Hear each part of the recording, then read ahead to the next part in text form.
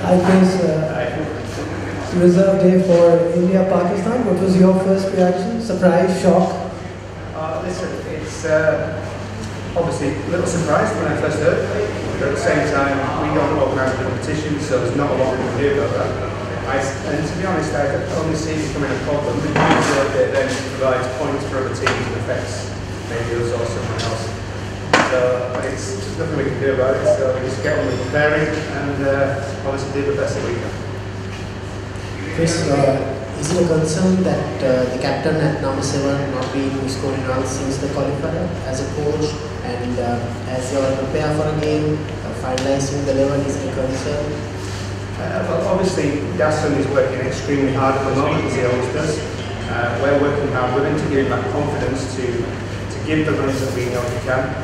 We think at 7 he had a real strong contribution for us down the order and help build on the good starts that we've been getting. Obviously we've been getting to a position where we could launch from and it'd be great to see Dasson going and really hurt something and get us above that 300 mark at some point.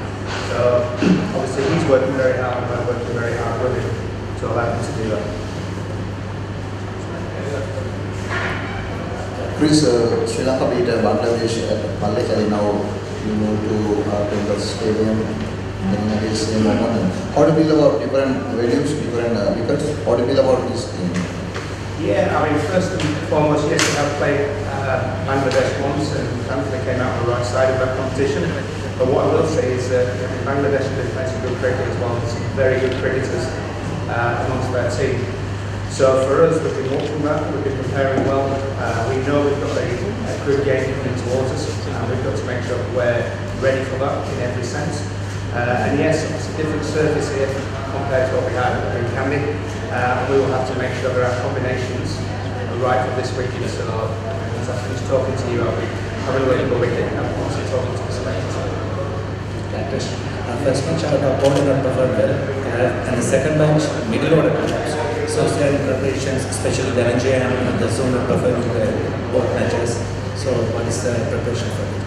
Yeah, again, tendency, I was just going to Dasson really, is obviously with the two of them sat at 6 and 7, we want them to provide obviously firepower down the order for us to help us launch from our platform that we've been very good at setting so far. So obviously we're working hard with them, making sure that their confidence in the net, working on their game. It's not a case of just going out and slogging, it's about doing it their way, and hitting their strong shots, and making sure that they have a clear plan of how they're going to execute the ground. And equally, to find themselves not in a good position, as we've seen in the past, Dan and Jerry have been very good at getting us out of the ball and helping us obviously get a score that we can then defend. Chris, after the Sri Lanka Afghanistan match, Afghanistan special coach said they didn't get any information about the star that after that 7.1. Did you get the information during that match about after the 7.1 hours we had another chance for the qualifier for the Super? I knew you were going to say listen, I mean, first and foremost, obviously we saw what was on TV, which was 7.1. And then we did some digging the night before anyway, around things. But it wasn't until sort of late on in the piece that people realised that they can potentially still go here, so we had to make sure that we were switched on. I felt for Afghanistan in that situation. I don't think it's something that we see very often, and I think it'll probably be a little bit of a watershed moment of how teams potentially view the run rates and the calculations beyond that.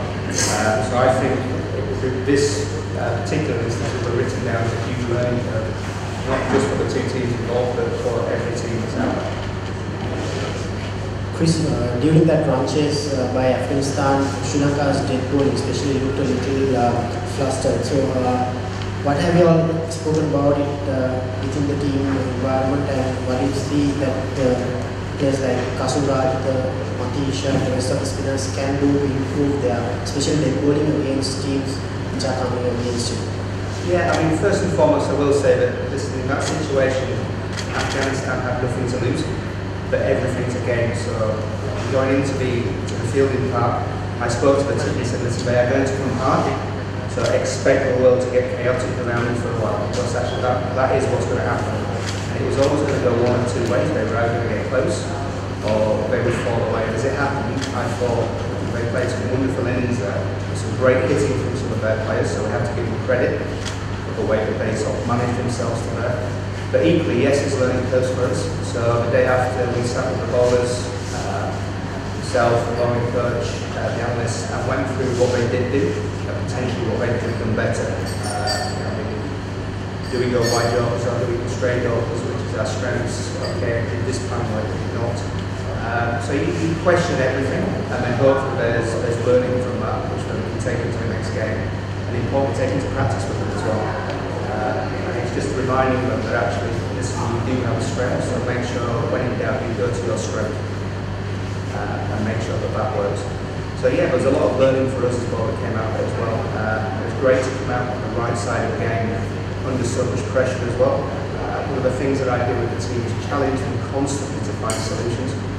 And as close as it got, and I'm sure we're all sort of chewing our nails and everything, there's a lot of nerves kicking around everywhere. To come out on the right side of that, I think will give these guys confidence as well. So we've got to take the positives from that and make sure that we support them into the next game as well. But yeah, lots of fun. Hi coach, this is Mahfouz Alam from T-Sports Bangladesh. My question is that we can see that Bangladeshi top order batters, they are not performing regularly or consistently. On the other hand, we also see some irregular phase in the top order too, who are not the regular phase. But Bangladeshi bowlers, they are doing really good. The pace trio, Shakib Al Hasan along with me, this is Viraj. So on the other hand, we are watching the Bangladeshi bowlers are doing really good, having a control on the game. So how are you addressing before Bangladesh-Sri Lanka match here, the Bangladeshi bowling side? Well, first and foremost, I agree. I think Bangladesh have got a very strong bowling unit. And from what I've seen so far, this competition, I've been very impressed with them. You know, in particular the pace bowlers. They're big, they're strong, they're accurate, they get movement. So there's a lot going from in the pace bowling department. So again, we have to make sure that we prepare well and that we're prepared mentally and physically for what is going to come at us, which we know is going to be a strong bowling attack. I think from a batting perspective, from a Bangladesh batting perspective, we have to try and make sure that we keep the pressure on them. It is as simple as that, really. We know that, yes, they haven't got the runs that they may like, but we know that they're capable of getting runs. So we have to give them that respect and make sure that we try and keep the pressure on them all the time, so that hopefully they get wickets. So it's really simple. We'll try and apply the pressure, get wickets, and then from the bowling attack point of view, we've got to make sure that each individual batsman on our side has a plan of how they're going to cope with each individual ball on the Bangladesh side. Hi Chris, how ready or otherwise is Kusal Pereira, because given the World Cups in the horizon and given a little bit of newness in the middle order, how ready is he and how much is he contributing from not being part of the 11, and how quickly or soon do you see him play an active role in the side? I think he's ready now. He struggled to start, so obviously he COVID. It took him a while to actually recover from that properly, but he feels good now, so we're just going to make sure that we're preparing well as we are doing out there tonight to make sure that if required he's ready. We try very hard and work very hard to make sure that if you're not in the 11, you still feel very much part of the family that's out there. You're very much part of the squad. It's not just the 15, we're carrying 17. It's really important that all of them feel that they have a voice in that dressing room and they're very much a part of that dressing room. So, you know, I think he feels fine in that respect. He's just waiting for his chance to come now so he can take it. Coach, Bangladesh has had 3 different combinations in the top orders for the last 3 matches. So how difficult is it to plan against a team who has such uncertain top order and uncertain batting order? Obviously it adds its difficulties to that when there's no consistency there. As you say, we've seen 2 different approaches now. But the fact is we analyse every batsman anyway, and each bowler makes individual plans for that batsman. So actually it shouldn't really matter which order they come in at. It's a case of making sure that when that batsman comes in, whoever is bowling at the time knows what he's going to try and do and give himself the best chance of obviously carrying that line. Is something like that in the next match? Here's what's good. You might can't hear it. Are you prepared to face something like that in the next match as well? Something surprising from Bangladesh? Listen, you never know, do you? That's sport. I mean, that's one of the things we love about sport. You never know what's going to come your way. and part and parcel of being flexible. But I think as long as you've done your homework, as long as you know the players that are coming in, because we don't just prepare for what we think the 11 will be, we're preparing for the guys outside of that as well. So if there is any curveballs, we're not sort of fighting to catch them, so to speak. So it's whatever happens, that's absolutely fine by us. We're not phased by that. We'll just make sure we're prepared. Chris, we started off with the same thing, the rain rule. You've spoken about being a little surprised with the rain rule. One, have you ever been a part of a tournament from street cricket to grade cricket to international, wherein there are different sets of rules for different teams in a league tournament?